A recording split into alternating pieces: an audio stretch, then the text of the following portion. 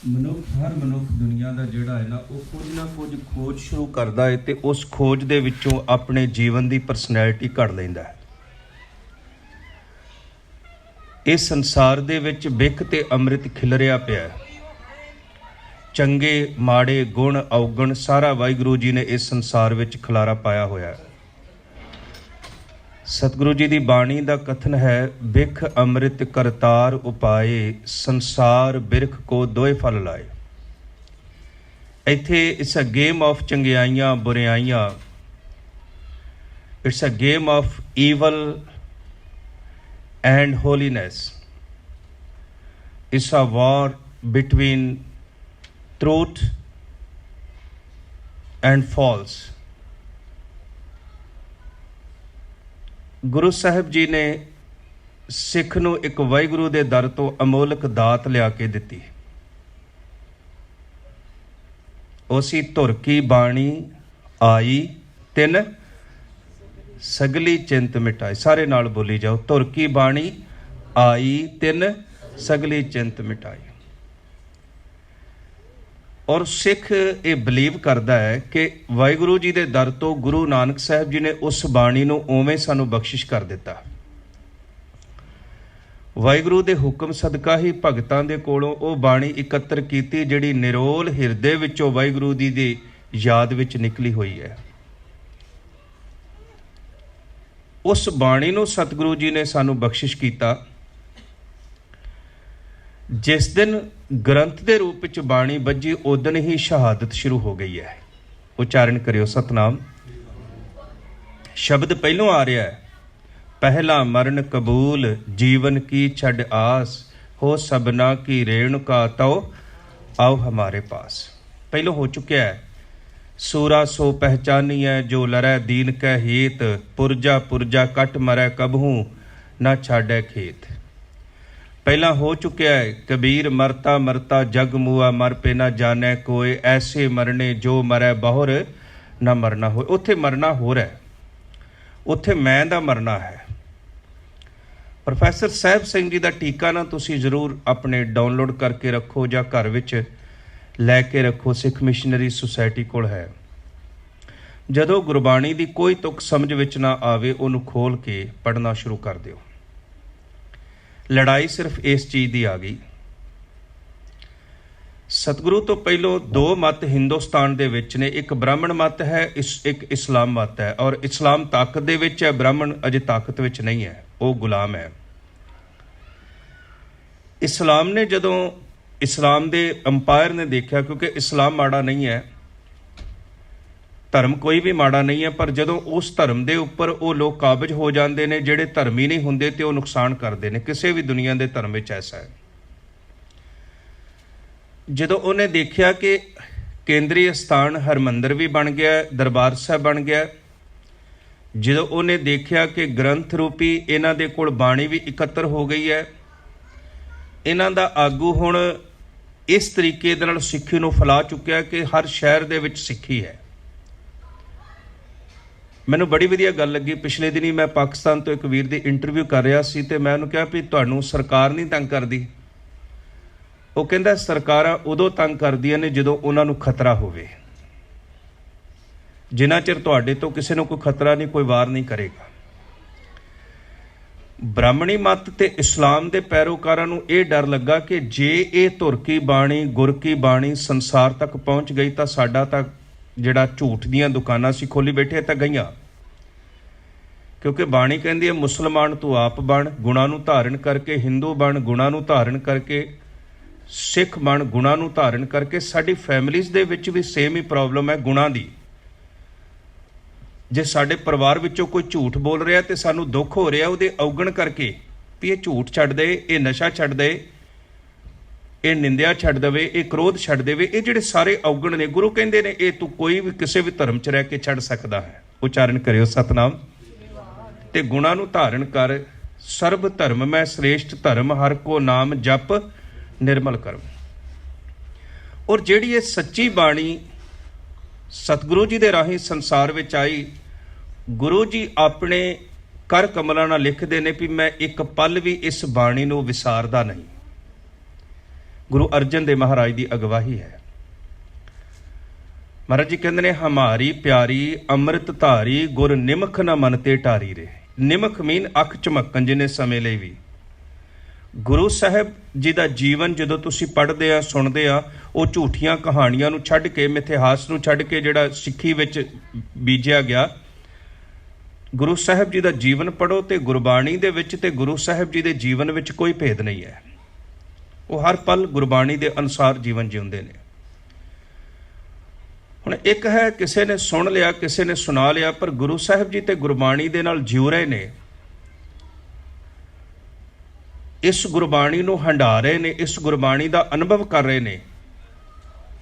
ਜਿਸ ਦੁਨਿਆਵੀ ਮਨੁੱਖ ਨੇ ਅਨੁਭਵ ਨਹੀਂ ਕੀਤਾ, ਜਹਾਂਗੀਰ ਚਾਹੁੰਦਾ ਵੀ ਇਸ ਘਰ ਨੂੰ ਖਤਮ ਕਰ ਦਿੱਤਾ ਜਾਵੇ। ਔਰ ਬ੍ਰਾਹਮਣ ਦੇ ਦਰਬਾਰ ਵਿੱਚ ਦੋ ਲੋਕਾਂ ਦੀ ਪਹੁੰਚ ਹੈ, ਅਕਬਰ ਤੇ ਜਹਾਂਗੀਰ ਤੱਕ। ਬੀਰਬਲ ਬ੍ਰਾਹਮਣ ਇੱਕ ਨੇਤਾ ਰਿਹਾ, ਜਿਸ ਬੀਰਬਲ ਦੀਆਂ ਕਹਾਣੀਆਂ ਤੁਸੀਂ ਸੁਣਦੇ ਆ। ਦੂਸਰੇ ਪਾਸੇ ਸ਼ੇਖ ਅਹਿਮਦ ਸਰਹੰਦੀ ਹੈ।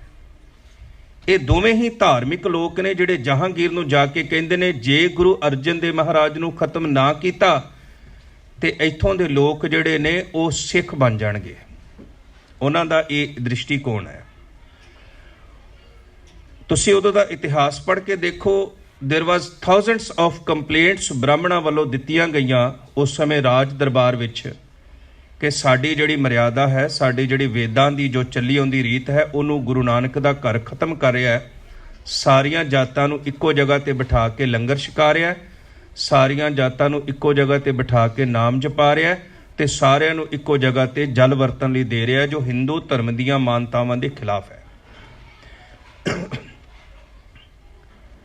ਗੁਰੂ ਅਰਜਨ ਦੇਵ ਮਹਾਰਾਜ ਜੀ ਦੀ ਸ਼ਹਾਦਤ ਦਾ ਇੱਕ ਕਾਰਨ ਇਹ ਵੀ ਸੀ ਕਿ ਜਹਾਂਗੀਰ ਚਾਹੁੰਦਾ ਸੀ ਕਿ ਕੁਝ ਮੇਰੇ ਵੱਲੋਂ ਅੰਕਿਤ ਕਰ ਦਿੱਤਾ ਜਾਵੇ ਗੁਰੂ ਗ੍ਰੰਥ ਸਾਹਿਬ ਦੇ ਵਿੱਚ, ਕਿਉਂਕਿ ਦੁਨੀਆ ਦੇ ਬਾਦਸ਼ਾਹ, ਜਦੋਂ ਤੁਸੀਂ ਇਤਿਹਾਸ ਪੜ੍ਹੋ, ਇੱਥੋਂ ਦਾ ਵੀ ਪੜ੍ਹੋ, ਕੁਝ ਸੀਰੀਜ਼ ਮੈਂ ਵਾਚ ਕੀਤੀਆਂ ਨੇ, ਰਾਜੇ ਹਮੇਸ਼ਾ ਧਾਰਮਿਕ ਲੋਕਾਂ ਨੂੰ ਆਪਣੇ ਥੱਲੇ ਗੁਲਾਮ ਬਣਾ ਕੇ ਰੱਖਦੇ ਨੇ। ਇਹ ਗੱਲ ਤੁਸੀਂ ਚੇਤੇ 'ਚ ਰੱਖ ਲੈਣੀ। ਆਪਣੇ ਬੱਚਿਆਂ ਨੂੰ ਵੀ ਦੱਸ ਦਿਓ ਕਿ ਜਿਹੜੀ ਪੋਲਿਟਿਕਸ ਹੈ ਨਾ, it's control on religion time to time, but time to time there is a revolution in religion. ਜਿਹੜੇ ਉਸ ਅੰਪਾਇਰ ਦੇ ਖਿਲਾਫ ਲੜਦੇ ਨੇ ਉਹਨਾਂ ਨੂੰ ਸ਼ਹੀਦ ਕਰ ਦਿੱਤਾ ਜਾਂਦਾ ਹੈ। ਜਿਹੜੇ ਉਸ ਸਿਸਟਮ ਵਿੱਚ ਫਿੱਟ ਨਹੀਂ ਬੈਠਦੇ, ਸਾਡੇ ਬਿਲਕੁਲ ਸਿੱਖਾਂ ਦਾ ਇਸ ਤਰ੍ਹਾਂ ਹੀ ਹੈ।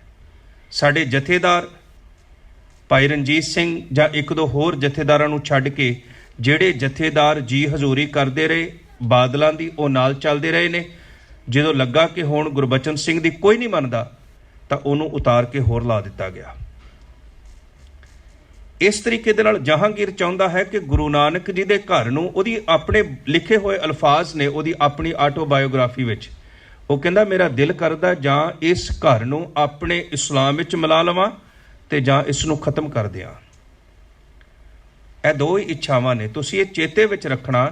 ਜਿਹੜਾ ਜ਼ਾਲਮ ਹੁੰਦਾ ਉਹਦੀਆਂ ਦੋ ਹੀ ਇੱਛਾਵਾਂ ਹੁੰਦੀਆਂ ਨੇ, ਜਾਂ ਮੈਂ ਇਹਨੂੰ ਆਪਣੇ ਗੁਲਾਮ ਬਣਾ ਲਵਾਂ ਤੇ ਜਾਂ ਨਹੀਂ ਹੁੰਦਾ ਗੁਲਾਮ ਤੇ ਖਤਮ ਕਰ ਦਿਆਂ। ਨਾਉਡੇਜ਼ ਦਾ ਜਿਹੜੀ ਗੇਮ ਹੈ ਉਹ ਸਾਨੂੰ ਸਮਝਣੀ ਚਾਹੀਦੀ ਹੈ। ਸਿੱਖ ਇੱਕ ਬਹੁਤ ਛੋਟੀ ਜੀ ਕੌਮ ਹੈ, ਪਰ ਛੋਟੀ ਜੀ ਹੋਣ ਦੇ ਬਾਵਜੂਦ ਜਿਹੜਾ ਗੁਰੂ ਸਾਹਿਬਾਨ ਜੀ ਨੇ, ਜਿਹੜਾ ਸਿੱਖਾਂ ਨੇ ਇਤਿਹਾਸ ਰਚਿਆ, ਉਹਨੂੰ ਗੁਲਾਮ ਨਹੀਂ ਹੋਣ ਦਿੰਦਾ। ਜਿਹਦੇ ਅੰਦਰ ਵੀ ਸਿੱਖ ਹਿਸਟਰੀ ਚੱਲ ਰਹੀ ਹੈ, ਜਿਹਦੇ ਅੰਦਰ ਵੀ ਸਿੱਖੀ ਦਾ ਮਾੜਾ ਮੋਟਾ ਹੈ, ਉਹ ਕ੍ਰਿਸਮਸ ਨੂੰ ਨਹੀਂ, ਉਹ ਸਾਹਿਬਜ਼ਾਦਿਆਂ ਦੀ ਸ਼ਹਾਦਤ ਨੂੰ ਮਨਾਏਗਾ। ਇਹ ਚੇਤੇ ਰੱਖਣਾ।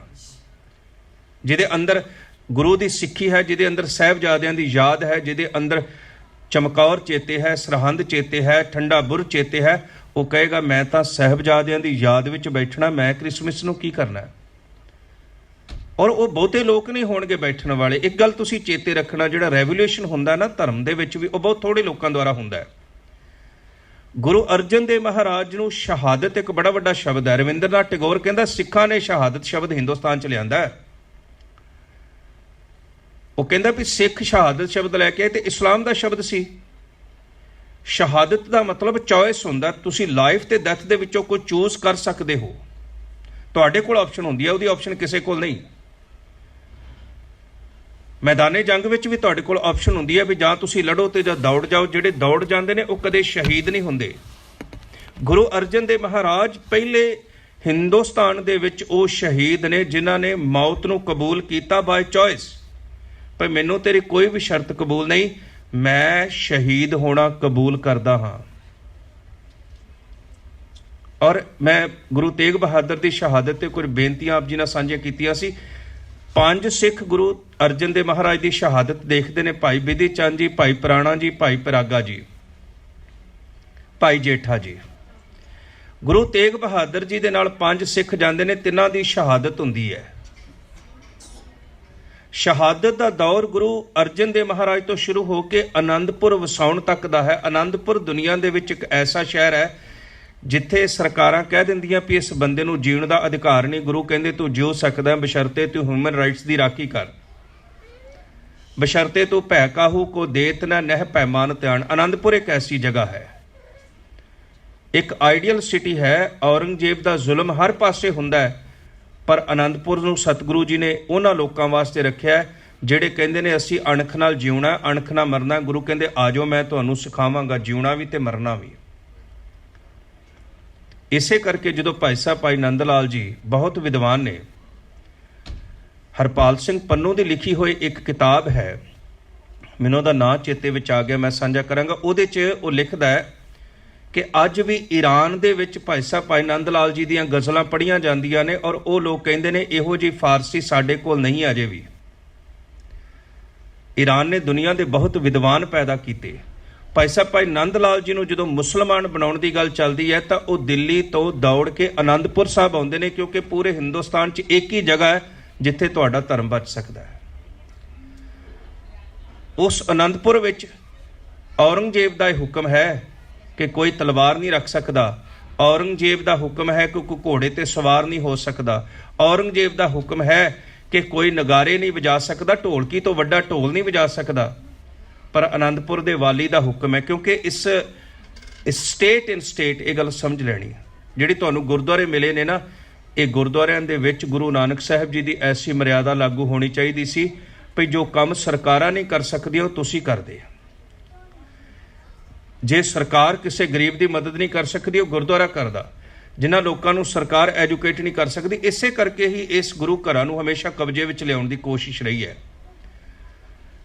ਇਹ ਤੁਸੀਂ ਹੈਰਾਨ ਹੋਵੋਗੇ, 18ਵੀਂ ਸਦੀ ਦਾ ਇਤਿਹਾਸ ਪੜ੍ਹ ਕੇ ਦੇਖੋ। ਗੁਰੂ ਅਰਜਨ ਦੇਵ ਮਹਾਰਾਜ ਦੀ ਸ਼ਹਾਦਤ ਤੋਂ ਬਾਅਦ ਗੁਰੂ ਹਰਗੋਬਿੰਦ ਸਾਹਿਬ ਮਹਾਰਾਜ ਦੀਆਂ ਜੰਗਾਂ ਜਿਹੜੀਆਂ ਗੁਰੂ ਸਾਹਿਬ ਕੀਰਤਪੁਰ ਸਾਹਿਬ ਰਹੇ ਨੇ, ਉਸ ਤੋਂ ਬਾਅਦ ਗੁਰੂ ਤੇਗ ਬਹਾਦਰ ਆਏ ਨੇ। ਕਿੱਡਾ ਲੰਮਾ ਸਮਾਂ ਹੈ। ਪਰ ਇਸ ਸਮੇਂ ਦੇ ਦੌਰਾਨ ਇੰਨਾ ਜ਼ਿਆਦਾ ਉੱਥੇ ਬੈਠੇ ਹੋਏ ਧੀਰ ਮੱਲੀਆਂ ਦਾ ਕਬਜ਼ਾ ਹੋ ਗਿਆ ਕਿ ਗੁਰੂ ਤੇਗ ਬਹਾਦਰ ਜੀ ਨੂੰ ਦਰਸ਼ਨ ਨਹੀਂ ਕਰਨ ਦਿੱਤੇ, ਤਾਲੇ ਮਾਰ ਕੇ ਚਲੇ ਗਏ। ਜੇ ਉਦੋਂ ਤੱਕ ਇੰਨਾ ਕਬਜ਼ਾ ਹੈ ਤੇ ਹੁਣ ਤੱਕ ਤਾਂ ਚੱਲਦਿਆਂ ਚੱਲਦਿਆਂ ਕਿੱਥੋਂ ਤੱਕ ਗੱਲ ਪਹੁੰਚ ਗਈ ਹੋਵੇਗੀ। ਗੁਰੂ ਵਾਸਤੇ ਵੀ ਹਰਿਮੰਦਰ ਸਾਹਿਬ ਨੂੰ ਲੌਕ ਕਰ ਦਿੱਤਾ ਗਿਆ ਕਿ ਤੁਸੀਂ ਦਰਸ਼ਨ ਨਹੀਂ ਕਰ ਸਕਦੇ। ਕਾਰਨ ਇਤਿਹਾਸਕਾਰਾਂ ਦੱਸਿਆ ਕਿ ਜੇ ਗੁਰੂ ਇੱਥੇ ਆਣ ਕੇ ਬਹਿ ਗਿਆ ਤੇ ਸਾਡੀ ਗੋਲਕ, ਸਾਡੇ ਪੈਸੇ ਤਾਂ ਐਸ਼ ਗਈ, ਸਾਡੀ ਖਤਮ ਹੋ ਗਈ। ਹੁਣ ਉਹਨਾਂ ਚੀਜ਼ਾਂ ਨੂੰ ਮੱਦੇਨਜ਼ਰ ਰੱਖਦਿਆਂ ਉਹ ਲੋਕ ਸਰਕਾਰ ਦੇ ਨਾਲ ਰਲ ਕੇ ਚੱਲਦੇ ਨੇ। ਉਹ ਕਹਿੰਦੇ ਅਸੀਂ ਇੱਥੋਂ ਕੋਈ ਬਾਗੀ ਆਵਾਜ਼ ਨਹੀਂ ਉੱਠਣ ਦੇਣੀ, ਸਾਨੂੰ ਤੇ ਬਸ ਅਸੀਂ ਤਾਂ ਪੂਜਾ ਕਰਾਉਣੀ, ਲੋਕਾਂ ਨੇ ਸ਼ਰਧਾ ਆਣ ਕੇ ਮੱਥਾ ਟੇਕਣੀ, ਬਸ ਗੱਲ ਮੁੱਕ ਗਈ, ਅਸੀਂ ਤੁਹਾਡੇ ਖਿਲਾਫ ਨਹੀਂ ਹੋਣ ਦਿੰਦੇ। ਇਸ ਕਰਕੇ ਉਹ ਟਿਕੇ ਹੋਏ ਸਨ। ਜਦੋਂ ਅੰਗਰੇਜ਼ ਹਕੂਮਤ ਆਉਂਦੀ ਹੈ ਉਦੋਂ ਵੀ ਇਹੋ ਕੁਝ ਹੀ ਹੁੰਦਾ ਹੈ। ਖਾਲਸਾ ਰਾਜ ਦੇ ਜਾਣ ਤੋਂ ਬਾਅਦ ਸ਼੍ਰੀ ਦਰਬਾਰ ਸਾਹਿਬ ਲਾਗੇ ਇੱਕ ਚਰਚ ਖੁੱਲ ਜਾਂਦੀ ਹੈ ਤੇ ਉੱਥੇ ਲਗਾਤਾਰ ਪ੍ਰਚਾਰ ਕੀਤਾ ਜਾਂਦਾ ਵੀ ਸਿੱਖਾਂ ਨੂੰ ਤਾਂ ਤੁਸੀਂ ਅਜਾਇਬ ਘਰ 'ਚ ਦੇਖੋਗੇ। ਪਰ ਸਿੱਖਾਂ ਦੇ ਅੰਦਰ, ਮੈਂ ਬੇਨਤੀ ਕਰਦਾ, ਬਹੁਤ ਥੋੜੇ ਸਿੱਖਾਂ ਦੇ ਅੰਦਰ ਉਹ ਸਪੇਟ ਲਗਾਤਾਰ ਚੱਲਦੀ ਰਹਿੰਦੀ ਹੈ। ਜਿਹੜੀ ਗੁਰੂ ਪੰਥ ਵਾਲੀ ਹੈ ਉਹ ਕਦੇ ਖਤਮ ਨਹੀਂ ਹੋਵੇਗੀ, ਔਰ ਉਹ ਸਿੱਖੀ ਜਿਹੜੀ ਆ ਨਿਰੰਤਰ ਜਾਰੀ ਰਹੇਗੀ। ਮੁਸ਼ਕਿਲ ਦੀ ਗੱਲ ਇਹ ਆ ਗਈ ਕਿ ਸਿੱਖ ਲੜਦਾ ਸੀ ਦੁਸ਼ਮਣ ਨੂੰ ਸਾਹਮਣੇ ਦੇਖ ਕੇ। ਪਤਾ ਹੈ ਕਿ ਆਨੰਦਪੁਰ ਨੂੰ ਘੇਰਾ ਪਾਉਣ ਵਾਲੇ ਜਾਂ ਤਾਂ ਪਹਾੜੀ ਰਾਜੇ ਨੇ ਤੇ ਜਾਂ ਜਿਹੜੇ ਨੇ ਮੁਗਲ ਨੇ। ਮੈਨੂੰ ਖਿਮਾ ਕਰਨਾ, ਅੱਜ ਦੇ ਸਿੱਖ ਨੂੰ ਇਹ ਗੱਲ ਜਿਹੜੀ ਹੈ ਉਹ ਬੜੀ ਦੁਬਿਧਾ ਵਿੱਚ ਪੈ ਗਈ ਵੀ ਉਹਦੇ ਬਾਣੇ ਵਿੱਚ ਉਹਦੇ ਸਾਹਮਣੇ ਆਣ ਕੇ ਖਲੋ ਕੇ ਉਹਦੀ ਸਿੱਖੀ ਦੇ ਖਿਲਾਫ ਗੱਲ ਕਰਦਾ ਹੈ।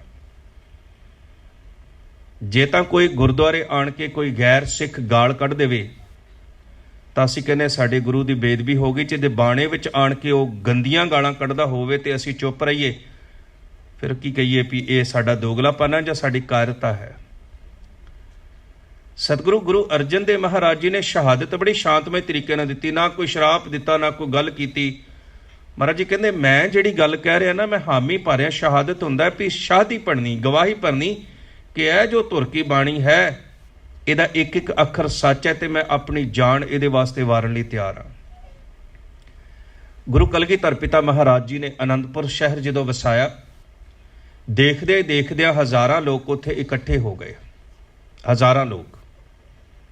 ਔਰ ਉਹਨਾਂ ਵਾਸਤੇ ਇਹ ਨੇਮ ਬਣ ਗਿਆ ਕਿ ਉਹਨਾਂ ਨੇ ਜਿੱਥੇ ਗੁਰਬਾਣੀ ਸਿੱਖਣੀ ਹੈ ਉੱਥੇ ਸ਼ਸਤਰ ਵਿੱਦਿਆ ਵੀ ਸਿੱਖਣੀ ਹੈ। ਜਿੱਥੇ ਉਹਨਾਂ ਸ਼ਸਤਰ ਵਿੱਦਿਆ ਸਿੱਖਣੀ ਹੈ ਉੱਥੇ ਸੇਵਾ ਵੀ ਕਰਨੀ ਹੈ। ਜਿੱਥੇ ਸੇਵਾ ਕਰਨੀ ਹੈ ਉੱਥੇ ਕਿਰਤ ਵੀ ਕਰਨੀ ਹੈ। ਇਹ ਚਾਰੇ ਚੀਜ਼ਾਂ ਤੁਹਾਨੂੰ ਸਿੱਖ ਦੇ ਵਿੱਚ ਦਿਖਣਗੀਆਂ ਤੇ ਸਿੱਖ ਸਮਝ ਲਿਓ। ਉਹ ਕਿਰਤ ਵੀ ਕਰਦਾ ਹੋਵੇ, ਉਹ ਕੀਰਤੀ ਵੀ ਕਰਦਾ ਹੋਵੇ, ਉਹ ਸ਼ਸਤਰ ਵਿੱਦਿਆ ਵੀ ਸਿੱਖੀ ਹੋਵੇ ਤੇ ਉਹ ਸੇਵਾ ਵੀ ਕਰਦਾ ਹੋਵੇ, ਤੇ ਸੇਵਾ ਉਹ ਗਰੀਬ ਦੀ ਕਰਦਾ ਹੋਵੇ ਜਿੱਥੇ ਜ਼ਰੂਰਤ ਹੈ। ਮੈਂ ਸ਼ਾਇਦ ਤੁਹਾਡੇ ਨਾਲ ਜ਼ਿਕਰ ਕੀਤਾ, ਸੇਵਾ ਦੇ ਪੁੰਜ ਨੇ ਭਾਈ ਸਾਹਿਬ ਭਾਈ ਨੰਦ ਲਾਲ ਜੀ, ਗੁਰੂ ਜੀ ਦੇ ਹਜ਼ੂਰੀ ਕਵੀ ਨੇ। ਕਿੰਨਾ ਕੁ ਮਾਣ ਸਤਿਕਾਰ ਹੋਵੇਗਾ ਜਿਨ੍ਹਾਂ ਨੇ ਆਨੰਦਪੁਰ ਸਾਹਿਬ ਦੇ ਦਰਸ਼ਨ ਕੀਤੇ ਨੇ। ਬਹੁਤ ਸਾਰੇ ਰਸਤੇ ਆਨੰਦਪੁਰ ਸਾਹਿਬ ਨੂੰ ਆਉਂਦੇ ਨੇ। ਇੱਕ ਰਸਤੇ ਦੇ ਉੱਪਰ ਭਾਈ ਸਾਹਿਬ ਭਾਈ ਨੰਦ ਲਾਲ ਜੀ ਦਾ ਲੰਗਰ ਹੈ, ਔਰ ਗੁਰੂ ਕਲਗੀਧਰ ਪਿਤਾ ਮਹਾਰਾਜ ਚੈੱਕ ਕਰਦੇ ਰਹਿੰਦੇ ਨੇ ਭੇਸ ਬਦਲ ਕੇ। ਭਾਈ ਸਾਹਿਬ ਭਾਈ ਨੰਦ ਲਾਲ ਜੀ ਦਾ ਲੰਗਰ ਉਸ ਸਮੇਂ ਉਹਨਾਂ ਨੂੰ ਮਿਲਦਾ ਜਦੋਂ ਬਾਕੀ ਲੰਗਰ ਬੰਦ ਹੋ ਜਾਂਦੇ ਨੇ। ਤੇ ਗੁਰੂ ਗੋਬਿੰਦ ਸਿੰਘ ਮਹਾਰਾਜ ਜੀ ਕਹਿੰਦੇ ਨੇ ਅਸਲੀ ਗੁਰੂ ਕਾ ਲੰਗਰ ਭਾਈ ਨੰਦ ਲਾਲ ਦਾ ਹੈ, ਜਿਹੜਾ ਜ਼ਰੂਰਤ ਵੇਲੇ ਵੀ ਖੁੱਲਾ ਰਹਿੰਦਾ ਹੈ। ਉਚਾਰਨ ਕਰਿਓ ਸਤਨਾਮ। ਇਹ ਸਿਖਾਇਆ ਹੈ। ਹੁਣ ਆਨੰਦਪੁਰ 'ਚ ਐਸਾ ਹੈ ਕਿ ਤੁਸੀਂ ਜਦੋਂ ਇਤਿਹਾਸ ਪੜ੍ਹੋ 1700 ਕੁਝ ਤੋਂ, ਮਹਿਮੂਦ ਗਜ਼ਨਵੀ ਤੋਂ ਲੈ ਕੇ ਮੁਹੰਮਦ ਗੌਰੀ, ਇਹ ਸਾਰਾ ਚੱਲਦਾ ਸਿਲਸਿਲਾ। ਕੋਈ 2, 4, 5 ਹਜ਼ਾਰ ਬੰਦਾ ਆਉਂਦਾ ਹੈ ਤੇ ਹਿੰਦੁਸਤਾਨ ਨੂੰ ਲੁੱਟ ਕੇ ਲੈ ਜਾਂਦਾ ਹੈ। ਇਸੇ ਸਿਲਸਿਲੇ ਵਿੱਚ ਬਾਬਰ ਤੇ ਸਾਰੇ ਚੱਲੇ ਆਉਂਦੇ ਨੇ। ਆਨੰਦਪੁਰ ਸਾਹਿਬ ਵਿੱਚ ਐਸਾ ਕੀ ਹੈ ਵੀ 22 ਧਾਰ ਦੇ ਰਾਜੇ ਤੇ ਔਰੰਗਜ਼ੇਬ ਪੂਰੇ ਹਿੰਦੁਸਤਾਨ ਦੀਆਂ ਫੌਜਾਂ ਲੈ ਕੇ ਆਨੰਦਪੁਰ ਨੂੰ ਘੇਰਾ ਪਾਉਂਦਾ। ਇਹ ਗੱਲ ਤੁਸੀਂ ਸੋਚਣੀ ਕਿਉਂ ਐਸਾ ਹੈ? ਕਿਉਂਕਿ ਆਨੰਦਪੁਰ ਸਾਹਿਬ ਇੱਕ ਵਿਚਾਰਧਾਰਾ ਹੈ ਜਿਹੜੀ ਰਾਜਨੀਤਿਕਾਂ ਵਾਸਤੇ ਅੱਜ ਵੀ ਡੇਂਜਰਸ ਹੈ, ਜਿਹੜੀ ਉਹਨਾਂ ਧਰਮ ਦੇ ਅੰਦਰ ਬੈਠੇ ਹੋਏ ਗੁੰਡਿਆਂ ਵਾਸਤੇ ਅੱਜ ਵੀ ਖਤਰਨਾਕ ਹੈ, ਜਿਹੜੀ ਇਹ ਗੱਲ ਕਹਿੰਦੀ ਹੈ ਭੈ ਕਾਹੂ ਕੋ ਦੇਤ ਨਹਿ, ਨਹਿ ਪੈ ਮਾਨਤ ਆਨ। ਕਿਸੇ ਨੂੰ ਡਰਾਉਣਾ ਨਹੀਂ ਤੇ ਕਿਸੇ ਕੋਲੋਂ ਡਰਨਾ ਨਹੀਂ। ਜਿੰਨਾ ਚਿਰ ਇਹ ਚੀਜ਼ ਸਾਡੇ ਅੰਦਰ ਨਹੀਂ ਆ ਜਾਂਦੀ, ਗੁਰੂ ਜੀ ਕਹਿੰਦੇ ਤੁਸੀਂ ਗਿਆਨਵਾਨ ਪੁਰਸ਼ ਨਹੀਂ ਹੋ ਸਕਦੇ। ਗੁਰੂ ਤੇਗ ਬਹਾਦਰ ਮਹਾਰਾਜ ਜੀ ਦੀ ਸ਼ਹਾਦਤ ਸਾਨੂੰ ਇਹ ਸਿਖਾ ਗਈ, ਕਿਉਂਕਿ ਸਾਹਿਬਜ਼ਾਦਿਆਂ ਦੀ ਸ਼ਹਾਦਤ ਤੱਕ ਪਹੁੰਚਣ ਵਾਸਤੇ ਸਾਨੂੰ ਇੱਥੋਂ ਪਹੁੰਚਣਾ ਪੈਣਾ ਹੈ। ਜਿੰਨਾ ਚਿਰ ਤੁਸੀਂ ਗੁਰੂ ਤੇਗ ਬਹਾਦਰ ਮਹਾਰਾਜ ਜੀ ਦੇ ਜੀਵਨ ਨੂੰ, ਉਹਨਾਂ ਦੀ ਬਾਣੀ ਨੂੰ, ਉਹਨਾਂ ਦੀ ਸ਼ਹਾਦਤ ਨੂੰ ਨਹੀਂ ਪੜ੍ਹੋਗੇ, ਸਾਹਿਬਜ਼ਾਦਿਆਂ ਦੀ ਸ਼ਹਾਦਤ ਨੂੰ ਨਹੀਂ ਸਮਝ ਸਕਦੇ। ਇਹ ਗੱਲ ਚੇਤੇ ਰੱਖਣੀ। ਗੁਰੂ ਤੇਗ ਬਹਾਦਰ ਮਹਾਰਾਜ ਜੀ ਦੀ ਸ਼ਹਾਦਤ ਬੜੀ ਸ਼ਾਂਤਮਈ ਤਰੀਕੇ ਦੇ ਨਾਲ ਹੈ। ਔਰ ਤੁਸੀਂ ਦੇਖੋ, ਹਿੰਦੁਸਤਾਨ ਦਾ ਸਭ ਤੋਂ ਤਾਕਤਵਰ ਮਨੁੱਖ ਔਰੰਗਜ਼ੇਬ, ਉਹਦੇ ਕੋਲ ਫੌਜਾਂ ਨੇ, ਉਹਦੇ ਕੋਲ ਧਰਮੀ ਲੋਕ ਨੇ। ਐਸੀ ਗੱਲ ਨਹੀਂ, ਤੁਸੀਂ ਦੇਖੋ ਹਿੰਦੂ ਧਰਮ ਦੀ ਰਾਖੀ ਦੀ ਅਸੀਂ ਗੱਲ ਕਰੀਏ, ਬਹੁਤ ਸਾਰੇ ਹਿੰਦੂ ਔਰੰਗਜ਼ੇਬ ਦੇ ਦਰਬਾਰ 'ਚ ਨੌਕਰੀ ਕਰਦੇ ਨੇ, ਜਿਹੜੇ ਹਿੰਦੂ ਧਰਮ ਦੀ ਰਾਖੀ ਲਈ ਅੱਗੇ ਨਹੀਂ ਆਏ। ਗੁਰੂ ਤੇਗ ਬਹਾਦਰ ਜੀ ਨੂੰ ਝੁਕਾਉਣ ਵਾਸਤੇ ਮੌਲਵੀ, ਕੋਤਵਾਲ, ਉਸ ਸਮੇਂ ਦਾ ਸੂਬੇਦਾਰ ਤੇ ਲੱਖਾਂ ਹੀ ਫੌਜ ਜਿਹੜੀ ਹੈ, ਜਿੰਨੀ ਦਿੱਲੀ ਦੀ ਫੌਜ ਹੈ, ਉਹ ਸਾਰੇ ਡਰਾਵੇ ਦਿੱਤੇ ਜਾ ਰਹੇ ਨੇ। ਪਰ ਗੁਰੂ ਤੇਗ ਬਹਾਦਰ ਮਹਾਰਾਜ ਡਰ ਨਹੀਂ ਰਹੇ। ਆਪਣੇ ਗੁਰੂ ਕੋਲੋਂ ਸਿੱਖਣਾ ਪੈਣਾ ਹੈ। ਸਤਿਗੁਰੂ ਜੀ ਨੇ ਡਰੇ ਨਹੀਂ। ਮਹਾਰਾਜ ਦੇ ਸਿੱਖਾਂ ਨੂੰ ਉਹਨਾਂ ਦੀਆਂ ਅੱਖਾਂ ਸਾਹਮਣੇ ਸ਼ਹੀਦ ਕਰ ਦਿੱਤਾ ਗਿਆ ਤੇ ਸਿੱਖਾਂ ਨੇ ਇਹ ਗੱਲ ਕਹੀ, ਆਰਾ ਪਿਆਰਾ ਲਗਤ ਹੈ ਕਾਰਾ ਕਰੋ ਬਣਾਏ, ਸਿਰ ਜਾਵੇ ਤਾਂ ਜਾਏ ਮੇਰਾ ਸਿੱਖੀ ਸਿਦਕ ਨਾ ਜਾਏ। ਆਰੇ ਚੱਲ ਰਹੇ ਨੇ ਸੀਸ ਦੇ ਉੱਪਰ, ਥੱਲੇ ਸਿੱਖ ਅਡੋਲ ਹੈ। ਪਾਣੀ ਵਿੱਚ ਉਬਾਲਿਆ ਜਾ ਰਿਹਾ, ਸਿੱਖ ਅਡੋਲ ਹੈ। ਤੇਲ ਪਾ ਕੇ ਸਾੜਿਆ ਜਾ ਰਿਹਾ, ਸਿੱਖ ਅਡੋਲ ਹੈ। ਬਸ ਇਹ ਅਡੋਲਤਾ ਜਦੋਂ ਸਾਰੀ ਹੋਈ, ਗੁਰੂ ਸਾਹਿਬ ਜੀ ਨੂੰ ਕਹਿਣ ਲੱਗੇ, ਦੇਖੋ ਤੁਹਾਡੇ ਸਿੱਖ ਅਸੀਂ ਸ਼ਹੀਦ ਕਰ ਦਿੱਤੇ, ਹੁਣ ਤੁਹਾਡਾ ਕੀ ਕਰੀਏ ਦੱਸੋ। ਮਹਾਰਾਜ ਜੀ ਕਹਿਣ ਲੱਗੇ, ਤੁਸੀਂ ਦੇਖਿਆ ਨਹੀਂ ਮੇਰੇ ਸਿੱਖ ਅਡੋਲ ਸ਼ਹਾਦਤ ਪਾ ਗਏ ਨੇ, ਤੇ ਉਹਨਾਂ ਦੇ ਗੁਰੂ ਨੂੰ ਕੀ ਪੁੱਛਦੇ ਹੋ ਤੁਸੀਂ? ਜਿਹਦੇ ਸਿੱਖ ਇੰਨੇ ਅਡੋਲ ਹੋਣ, ਉਹ ਗੁਰੂ ਕਿਸ ਤਰ੍ਹਾਂ ਦਾ ਹੋਵੇਗਾ? ਗੁਰੂ ਤੇਗ ਬਹਾਦਰ ਮਹਾਰਾਜ ਦੀ ਸ਼ਹਾਦਤ ਵਿੱਚੋਂ ਖਾਲਸਾ ਪੈਦਾ ਹੋਇਆ। ਤੇ ਖਾਲਸੇ ਦਾ ਇਹ ਸਿਧਾਂਤ ਹੈ, ਖਾਲਸਾ ਸੋਏ ਨਿਰਧਨ ਕੋ ਪਾਲੈ, ਖਾਲਸਾ ਸੋਏ ਦੁਸ਼ਟ ਕੋ ਗਾਲੈ। ਇਹ ਦੋ ਚੀਜ਼ਾਂ ਵਰਲਡ ਵਾਈਡ ਪੋਲਿਟਿਕਸ ਨੂੰ ਚੈਲੰਜ ਕਰਦੀਆਂ ਨੇ।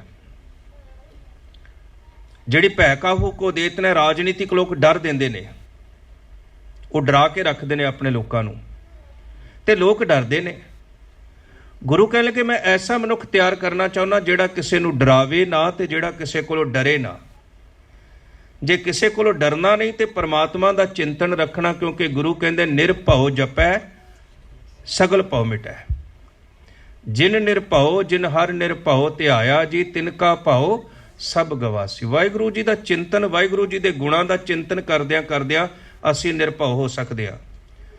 ਫਿਰ ਸਾਨੂੰ ਮੱਸਿਆ ਤੋਂ ਡਰ ਨਹੀਂ ਲੱਗਣਾ, ਸੰਗਰਾਂਦਾਂ ਤੋਂ ਡਰ ਨਹੀਂ ਲੱਗਣਾ, ਜਾਦੂ ਟੂਣਿਆਂ ਤੋਂ ਡਰ ਨਹੀਂ ਲੱਗਣਾ, ਆ ਜਿਹੜੇ ਕਹਿੰਦੇ ਕੀਤੇ ਕਰਾਇਆਂ ਤੋਂ, ਤਵੀਤਾਂ ਤੋਂ, ਧਾਗਿਆਂ ਤੋਂ, ਪਾਣੀਆਂ ਤੋਂ, ਸ਼ਨੀ ਤੋਂ, ਸ਼ੁੱਕਰ ਤੋਂ ਡਰ ਨਹੀਂ ਲੱਗਣਾ। ਫਿਰ ਅਸੀਂ ਵਾਹਿਗੁਰੂ ਦੇ ਭੈ ਵਿੱਚ ਰਵਾਂਗੇ, ਬਾਕੀ ਸਾਰੇ ਡਰ ਖਤਮ ਹੋ ਜਾਣਗੇ। ਉਚਾਰਨ ਕਰਿਓ ਸਤਨਾਮ। ਤੇ ਡਰਾਉਣਾ ਨਹੀਂ। ਜਿਹਦੇ ਅੰਦਰ ਵਾਹਿਗੁਰੂ ਜੀ ਦਾ ਨਾਮ ਵਸ ਜਾਂਦਾ ਨਾ, ਉਹ ਫਿਰ ਇਸ ਮਰਿਆਦਾ ਵਿੱਚ ਆਉਂਦਾ, ਹੋ ਸਭਨਾ ਕੀ ਰੇਨ ਕਾ ਤਉ ਆਓ ਹਮਾਰੇ ਪਾਸ। ਉਹ ਕਿਸੇ ਨੂੰ ਡਰਾਉਂਦਾ ਵੀ ਨਹੀਂ। ਅਨੰਦਪੁਰ ਸਾਹਿਬ ਦੇ ਵਿੱਚ ਗੁਰੂ ਤੇਗ ਬਹਾਦਰ ਮਹਾਰਾਜ ਦੀ ਸ਼ਹਾਦਤ 1675 ਈਸਵੀ ਨੂੰ ਹੁੰਦੀ ਹੈ। 1675 ਤੋਂ ਲੈ ਕੇ 1704 ਈਸਵੀ ਹੈ। ਅਪਰੋਕਸੀਮੇਟਲੀ ਇਹ ਜਿਹੜਾ ਸਮਾਂ ਹੈ ਇਹ 30 ਸਾਲ ਦਾ ਸਮਾਂ ਹੈ। 30 ਸਾਲ ਦੇ ਸਮੇਂ ਵਿੱਚ ਅਨੰਦਪੁਰ ਸਾਹਿਬ ਤੋਂ ਕਦੇ ਵੀ ਸਿੱਖ ਕਿਸੇ ਦਾ ਇਲਾਕਾ ਜਿੱਤਣ ਵਾਸਤੇ ਨਹੀਂ ਗਏ, ਕਦੇ ਵੀ। ਸਿੱਖ ਜਾਂਦੇ ਰਹੇ ਨੇ, ਜੰਗ ਵੀ ਕਰਦੇ ਰਹੇ ਨੇ, ਇਲਾਕਾ ਜਿੱਤਣ ਵਾਸਤੇ ਨਹੀਂ, ਜ਼ਾਲਮ ਨੂੰ ਠੱਲ ਪਾਉਣ ਵਾਸਤੇ। 14 ਜੰਗਾਂ ਗੁਰੂ ਗੋਬਿੰਦ ਸਿੰਘ ਮਹਾਰਾਜ ਦੀਆਂ ਨੇ। ਸਿੱਖ ਕਦੇ ਵੀ ਕਿਸੇ ਦੀ ਔਰਤ ਨੂੰ ਉਠਾਉਣ ਵਾਸਤੇ ਜਾਂ ਉਹਦੇ ਬੁਰੀ ਨਿਗਾਹ ਵਾਸਤੇ ਲੈ ਕੇ ਨਹੀਂ ਜਾਂਦੇ ਅਨੰਦਪੁਰ ਸਾਹਿਬ ਤੋਂ। ਸਿੱਖ ਕਦੇ ਵੀ ਕਿਸੇ ਨੂੰ ਲੁੱਟਣ ਵਾਸਤੇ ਅਨੰਦਪੁਰ ਸਾਹਿਬ ਤੋਂ ਨਹੀਂ ਜਾਂਦੇ। ਸਿਰਫ ਤੇ ਸਿਰਫ ਅਨੰਦਪੁਰ ਸਾਹਿਬ ਦੀ ਰਾਖੀ ਇਸ ਕਰਕੇ ਕੀਤੀ ਜਾਂਦੀ ਹੈ ਕਿ ਅਨੰਦਪੁਰ ਸਾਹਿਬ ਵਿੱਚ ਉਹ ਸਿਧਾਂਤ ਹੈ, ਜੋ ਭੈ ਕਾਹੂ ਕੋ ਦੇਤ ਨਹਿ ਨਹਿ ਪੈਮਾਨਤ ਆਣ। ਇੱਕ ਅਨੰਦਪੁਰ ਪੂਰੀ ਦੁਨੀਆ ਵਿੱਚ ਜਗ੍ਹਾ ਸੀ, ਜੋ ਸ਼ਰਨ ਆਵੈ ਤਿਸ ਕੰਠ ਲਾਏ ਇਹ ਬਿਰਧ ਸੁਆਮੀ ਸੰਦਾ। ਜਿਹਨੂੰ ਕਿਤੇ ਕੋਈ ਆਸਰਾ ਨਹੀਂ ਸੀ ਮਿਲਦਾ, ਅਨੰਦਪੁਰ ਸਾਹਿਬ ਉਹਦਾ ਆਸਰਾ ਸੀ। ਤੇ ਅਨੰਦਪੁਰ ਦੇ ਵਾਲੀ ਨੇ ਇੱਕ ਗੱਲ ਕਹਿ ਦਿੱਤੀ, ਜ਼ੁਲਮ ਦੇ ਅੱਗੇ ਝੁਕਣਾ ਨਹੀਂ ਪਰ ਜ਼ਾਲਮ ਬਣਨਾ ਵੀ ਨਹੀਂ। ਜਿਹੜੀ ਖਾਲਸੇ ਦੀ ਸਾਜਣਾ ਹੈ ਨਾ, ਬੜਾ ਵੱਡਾ ਰੈਵੂਲੇਸ਼ਨ ਹੈ। ਮੈਂ 5 ਮਿੰਟ ਹੋਰ ਵਿਚਾਰ ਕਰਕੇ ਸਮਾਪਤੀ ਕਰ ਦੇਣੀ ਹੈ। ਅਗਲੇ ਹਫਤੇ ਅਸੀਂ ਇਸ ਲੜੀ ਨੂੰ ਅੱਗੇ ਤੋਰਾਂਗੇ। ਸਾਹਿਬਜ਼ਾਦਿਆਂ ਦੀ ਸ਼ਹਾਦਤ ਦੀ ਗਾਥਾ ਸਾਂਝੀ ਕਰਨ ਦੀ ਕੋਸ਼ਿਸ਼ ਕਰਾਂਗਾ। ਜਿਹੜੀ ਖਾਲਸੇ ਦੀ ਸਾਜਣਾ ਹੈ ਨਾ, ਉਹ ਸਾਨੂੰ ਪੁਜਾਰੀ ਤੋਂ ਮੁਕਤੀ ਦਿਵਾਉਂਦੀ ਹੈ। ਖਾਲਸਾ ਸ਼ਬਦ ਜਿਹੜਾ ਨਾ, ਇੱਕ ਫਾਰਸੀ ਦਾ ਇੱਕ ਅਰਬੀ ਦਾ ਹੈ। ਸੇਮ ਹੀ ਵਰਡ ਨੇ ਪਰ ਦੋਵਾਂ ਦੇ ਮੀਨਿੰਗ ਵੱਖਰੇ ਵੱਖਰੇ ਨੇ। ਇੱਕ ਦਾ ਅਰਥ ਹੈ, ਜਿਹੜਾ ਅਰਬੀ ਦਾ, ਉਹਦਾ ਅਰਥ ਹੈ ਪਿਓਰ। ਅਸੀਂ ਕਹਿੰਦੇ ਖਾਲਸ, ਪਿਓਰਿਟੀ। ਪਰ ਜਿਹੜਾ ਫਾਰਸੀ ਦਾ, ਉਹਦਾ ਅਰਥ ਹੈ ਕਿ ਉਹ ਜ਼ਮੀਨ ਜਿਹਦਾ ਸੰਬੰਧ ਸਿੱਧਾ ਬਾਦਸ਼ਾਹ ਦੇ ਨਾਲ ਹੈ। ਅਸੀਂ ਆਮ ਤੌਰ ਤੇ ਖਾਲਸੇ ਦਾ ਸ਼ਬਦ ਅਰਬੀ ਵਾਲਾ ਲੈਂਦੇ ਹਾਂ ਵੀ ਜਿਹੜਾ ਪਵਿੱਤਰ ਹੈ, ਸ਼ੁੱਧ ਹੈ। ਨਹੀਂ, ਗੁਰੂ ਸਾਹਿਬ ਜੀ ਨੇ ਫਾਰਸੀ ਵਾਲਾ ਦਿੱਤਾ। ਤੇ ਸਾਨੂੰ, ਕਿਉਂਕਿ ਉਸ ਸਮੇਂ ਵੀ ਬਹੁਤ ਸਾਰੇ ਸਾਡੇ ਤੇ ਗੁਰੂ ਸਾਹਿਬ ਦੇ ਵਿੱਚ ਪੁਜਾਰੀ ਬਣ ਗਏ ਸਨ। ਧੀਰ ਮੱਲੀਏ ਨੇ ਉਸ ਸਮੇਂ, ਜਿਹੜੇ ਬਹੁਤ ਸਾਰੇ ਹੋਰ ਗੁਰੂਡਮ ਚੱਲ ਪਏ ਨੇ ਉਸ ਸਮੇਂ, ਮਸੰਦ ਨੇ ਬਹੁਤ ਸਾਰੇ ਸਟਰੋਂਗ ਹੋਏ। ਗੁਰੂ ਸਾਹਿਬ ਜੀ ਨੇ ਬਖਸ਼ਿਸ਼ ਕੀਤੀ। ਮਹਾਰਾਜ ਜੀ ਕਹਿ ਲਗੇ, ਅੱਜ ਤੋਂ ਬਾਅਦ ਤੂੰ ਮੇਰਾ ਰੂਪ ਬਣਿਆ, ਤੇਰੇ ਤੇ ਮੇਰੇ ਵਿੱਚ ਕੋਈ ਦੂਸਰਾ ਨਹੀਂ। ਤੇਰਾ ਮੇਰਾ ਤੇ ਵਾਹਿਗੁਰੂ ਦਾ ਸਿੱਧਾ ਸੰਬੰਧ ਬਣ ਗਿਆ। ਤੂੰ ਵਾਹਿਗੁਰੂ ਜੀ ਕਾ ਖਾਲਸਾ ਬਣ ਗਿਆ। ਪਿਆਰ ਨਾਲ ਕਿਹੋ ਜੀ ਸਤਨਾਮ। ਅੱਜ ਤੂੰ ਵਾਹਿਗੁਰੂ ਜੀ ਕਾ ਖਾਲਸਾ ਬਣ ਗਿਆ। ਮੈਨੂੰ ਖਿਮਾ ਕਰਨਾ, ਹਰ ਸਿੱਖ ਆਪ ਅਰਦਾਸ ਕਰੇ, ਹਰ ਸਿੱਖ ਆਪ ਪਾਠ ਕਰੇ, ਹਰ ਸਿੱਖ ਆਪ ਗੁਰਬਾਣੀ ਪੜ੍ਹੇ, ਹਰ ਸਿੱਖ ਆਪ ਉਸ ਗੁਰਮਤਿ ਮਰਿਆਦਾ ਨੂੰ ਸਮਝੇ। ਜਿੱਦਣ ਇਹ ਸਮਝ ਗਏ, ਉਦਣ ਸਾਡੇ ਵਿੱਚੋਂ ਪੁਜਾਰੀਵਾਦ ਖਤਮ ਹੋ ਜਾਏਗਾ। ਉਦਣ ਅਸੀਂ ਗੁਰੂ ਕੇ ਖਾਲਸੇ ਬਣਾਂਗੇ। ਇੱਕ ਸਿੱਖ ਰਹਿਤ ਮਰਿਆਦਾ ਸਾਡੇ ਕੋਲ ਐਸਾ ਆਧਾਰ ਹੈ, ਜਿਹੜੀ ਹਰ ਸਿੱਖ ਵਾਸਤੇ ਪੜ੍ਹਨੀ ਜ਼ਰੂਰੀ ਨਹੀਂ, ਪੜ੍ਹਾਉਣੀ ਵੀ ਜ਼ਰੂਰੀ ਦੂਜਿਆਂ ਨੂੰ। ਤੇ ਜਿਹੜਾ ਵੀ ਘਰ 'ਚ ਕਾਰਜ ਕਰਨਾ, ਉਹਨੂੰ ਦੇਖ ਕੇ ਕਰੋ ਵੀ ਇਹ ਸਾਨੂੰ ਕਰਨਾ ਚਾਹੀਦਾ ਹੈ, ਅਸੀਂ ਕਰੀਏ। ਮੁਸ਼ਕਿਲ ਦੀ ਗੱਲ ਇਹ ਹੋ ਗਈ, ਜਿਵੇਂ ਕੋਈ ਦੁਕਾਨ ਆਪਣੀ